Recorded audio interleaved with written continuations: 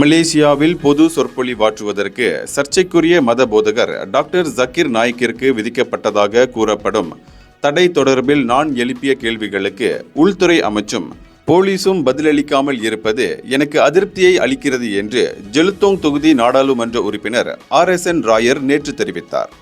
இந்த விவகாரம் குறித்து பிப்ரவரி 5ஆம் தேதி நான் எழுப்பிய கேள்விக்கு போலீஸ் படை தலைவரோ உள்துறை அமைச்சோ எந்த பதிலையும் இன்னும் அளிக்கவில்லை என்று ராயர் கூறினார்.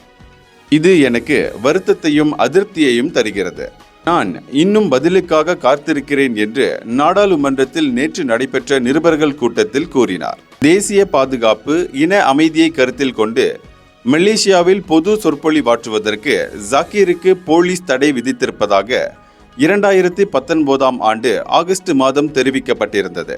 ஆனால் எனக்கு எந்த தடையும் விதிக்கப்படவில்லை என்று மும்பையில் பிறந்தவரான ஜக்கீர் 2021ஆம் ஆண்டு டிசம்பர் மாதம் கூறியிருந்தார்.